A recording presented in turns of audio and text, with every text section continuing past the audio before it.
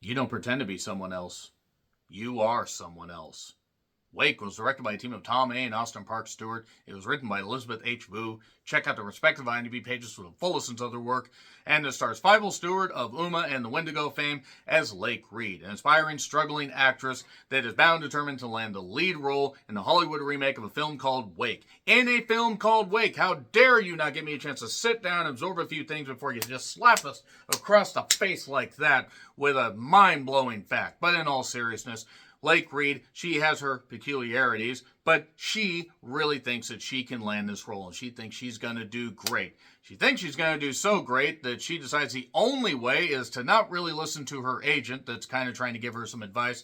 She decides to BS her way into the home of the star of the original, Corin Abel, played by Susan Reno, who's wheelchair-bound. She's a kind, elderly lady that has hired help, Tabitha, played by Sarah Camus, who is not so sure about Miss Lake or Miss Reed or Lou Reed or Rex Reed or Jake Reed or Willis Reed. You do that somewhere else? Sure, Reed.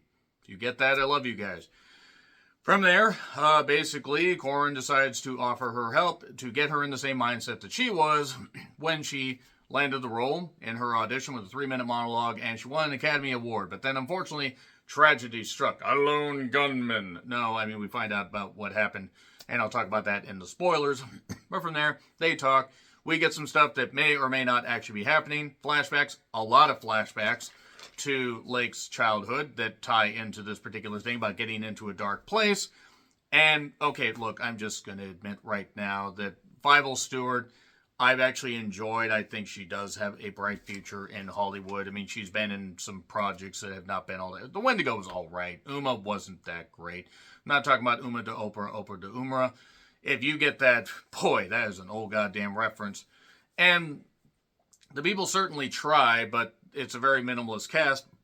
It's a very minimalist movie. It's also very obvious where it's going from the beginning. We get some chapter breaks. We get a few jump scare noises.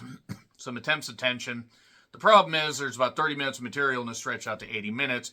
And you can also see where this is going from the very beginning. It's on Tubi if you want to check it out. But yeah, I appreciate what the actors tried to do, but I found this very boring. Is it one of the worst movies of the year? No, it's boring, but it's not one of the worst movies of the year. I just didn't really feel invested at all because it seemed like a pretty avoidable situation if you actually bothered to use any goddamn intelligence. And yeah, it was what it was. Tubi, though, great ad-based streaming service. You can see horror movies like this, even if you end up almost falling asleep like I did.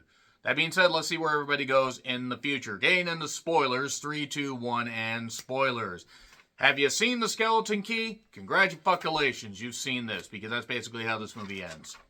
No, really, that's how the fucking movie ends. It just ends with, elderly person going into a younger person's body. That's it. We get flashbacks of like how, she got, of how Lake got burns on her hands, how she broke into the house, jumping the fence and everything, that apparently she just happened to get into this old house easily because she pretended to be a journalist, then turned out she was an aspiring actress.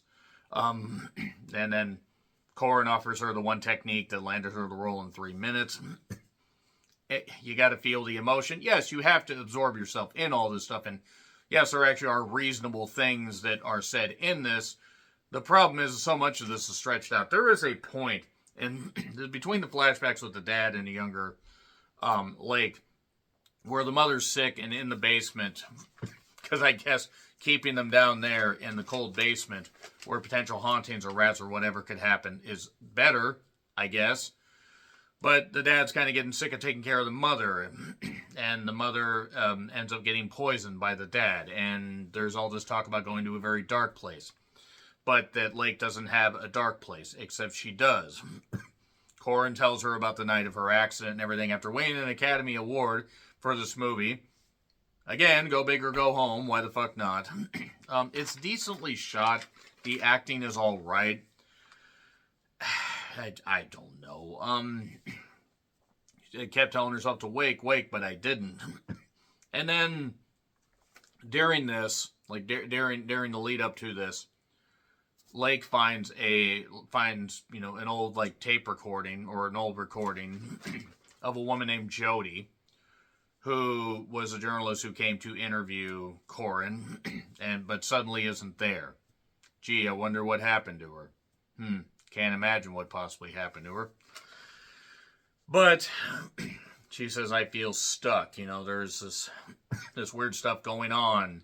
Like this one item that was attached to somebody, and there's no way that could possibly be at the house. So these chapter breaks are like the initiation, the trap, the transfer. Yeah, they're transferring this movie needed to be transferred elsewhere because it got pretty boring before we even got to the trap. So there was this thing in a flashback where there was this glass jar with these flies in it, or this fly, and then one gets shattered at Corin's house. Tabitha's like, don't worry, it's fine. There's this tea that has these special herbs. They clearly are drugging her, but she's too stupid to the character, not the actress, is too stupid to realize what's going on. And then Corin tells her, look at the flame, and you'll see, it'll purge you of everything. I felt like throwing myself into the flames, actually, at some point. Again, I didn't hate this movie, but it was starting to annoy me as it went on, because I'm like, all right, get on with it. We know where you're going. It's not a fun trip. So, we get the monologue. We see that the mother was poisoned.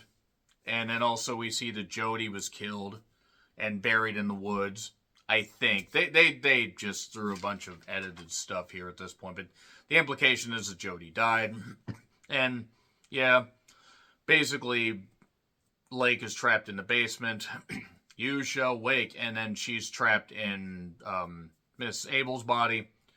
While now Miss Abel's more than able, and, out there in the real world where Rob Thomas wishes it would stop hassling him, and that's it. It's the fucking skeleton keys. It's just really that. Yeah, I'm sorry, but just, is it one of the worst things I've seen this year? No, but it's not good. I'm sorry. It's just not. So let me know your thoughts in the comments. Like, share, subscribe, Twitter handle in the description. I'm John Rickland. I'll see you soon.